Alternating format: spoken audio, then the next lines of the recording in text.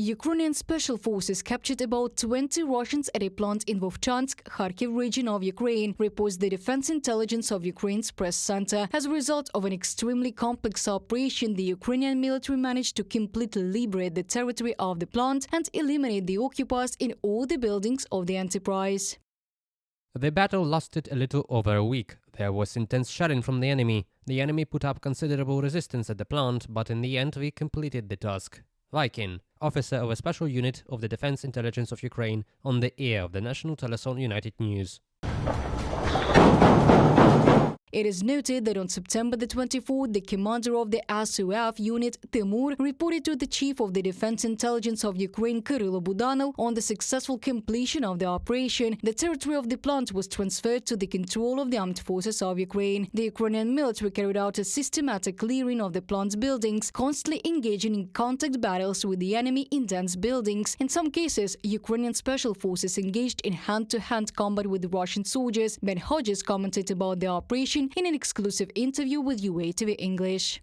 Fighting in a urban, large buildings, urban terrain is difficult because you cannot use the weapons that usually are most effective at long range. So, having to go in and clear rooms, buildings, especially if you've got an enemy that's in there that's prepared and determined, it is very time consuming. Physically, it's exhausting, and you typically suffer a lot of casualties in doing so. That's kind of the challenge. And you've got proximity of your own troops, so it's more difficult.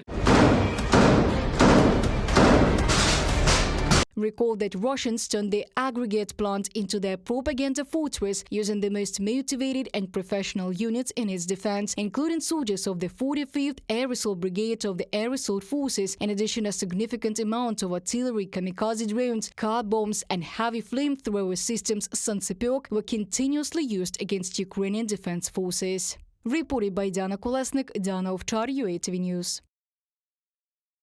Ukrainian assault troops posted this video on social networks on September the 23rd. It shows the development of passages in engineering barriers and the first battles in the border zone, where tankmen of the Air Assault Forces destroy an enemy stronghold. This is already the second successful operation to break through the Russian border since the entry into the territory of the Kursk region of the Federation in August of this year.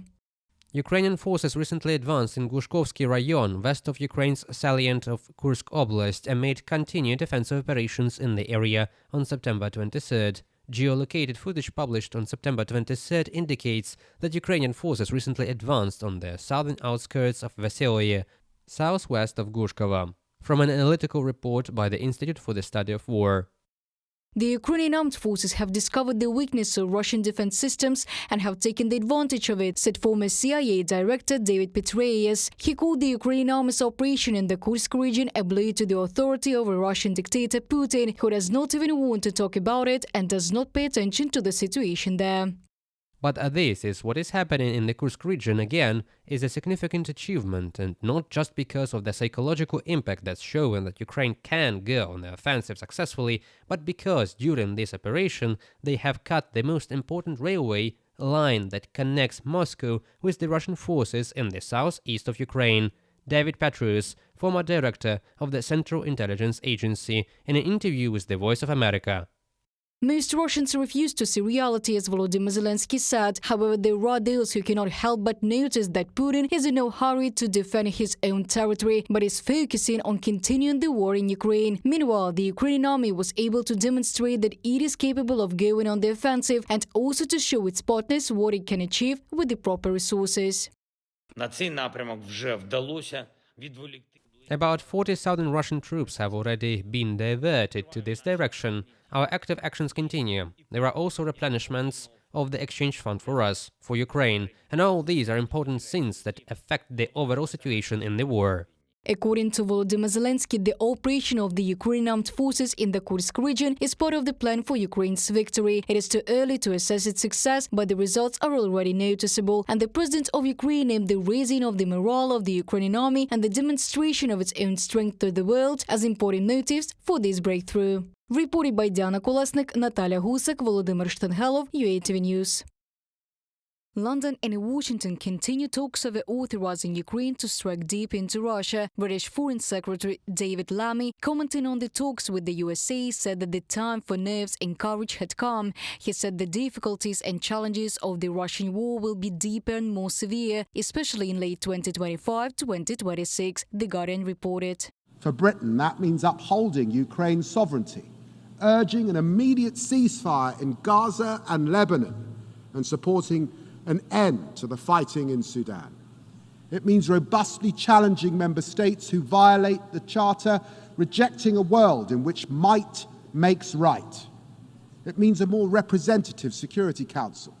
It means supporting the international rule of law and applying it equally and fairly. The Danish Prime Minister is also convinced that restrictions on the use of weapons for Ukraine to strike deep into Russia should be lifted. At the same time, she denied any suggestion that if long-range strikes against Russia were allowed, there would be an escalation that would draw Kyiv's allies into the war. It should be noted that Denmark did not impose any restrictions on the use of its weapons, but asked the international law be respected. My suggestion is, let us end the discussion about red lines, simply giving the Russian two good cards in their hands. Most important red lines has been crossed already, and that was when the Russians entered Ukraine. So I will not accept this premise, and I will never allow anyone from Russia to decide what is the right things to do in NATO, in Europe or in Ukraine. Mate Frederiksen, Danish Prime Minister, in an interview with Bloomberg Television.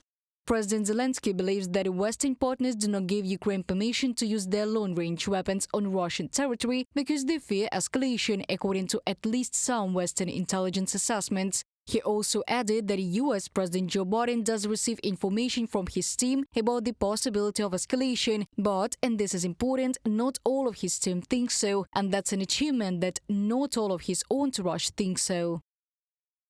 We have long-range weapons, but not in the quantity we need, let's just say. But nevertheless, we have this package: Storm Shadow, ATACMS, Scalp. But neither America nor the United Kingdom gave us permission to use these weapons on the territory of Russia, on any targets at any distance. We have not used long-range weapons on the territory of the Russian Federation. Volodymyr Zelensky, President of Ukraine, during meetings with journalists.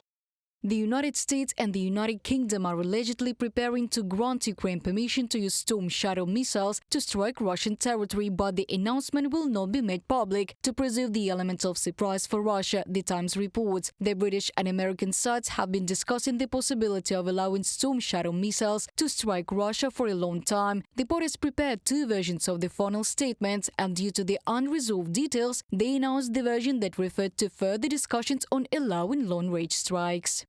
Reported by Diana Kolesnik, Diana Ovchar, UATV News. The Ukrainian Armed Forces have broken through another section of the front on the Russian border in the Kursk region, where exactly is still unknown. The footage published by the Ukrainian military shows air assault forces entering enemy territory and conducting their first battles in the border zone, destroying a Russian stronghold. Units of the 95th Separate Polisian Air Assault Brigade of the Ukrainian Armed Forces have broken through one of the sections of the Russian border. This is already the second successful operation to break through the Russian border since the beginning of the operation in the Kursk region of the Russian Federation. From the message of the Air Assault Forces of the Armed Forces of Ukraine on Telegram. The previous breakthrough of the border of the Kursk region was reported on September the 13th by the Horne Group unit of the 116th Separate Mechanized Brigade of the Armed Forces of Ukraine. UAV operators showed how Ukrainian equipment broke through the so-called Dragon's Teeth barriers. To strengthen the defense, which was held mainly by conscripts, the Russian command is transferring units from the temporarily occupied territories of Ukraine to Kursk, not only from the Kherson and Zaporizhia regions, but also from the Donetsk and Luhansk regions. It has already shown some results. It has slowed down the Russians and forced them to move some of their forces to Kursk on the order of 40,000 troops. Already our fighters in the east say that they are being battered less frequently. Unfortunately, many of them have their eyes closed. They don't want to see or hear anything, but some Russian people could not help but notice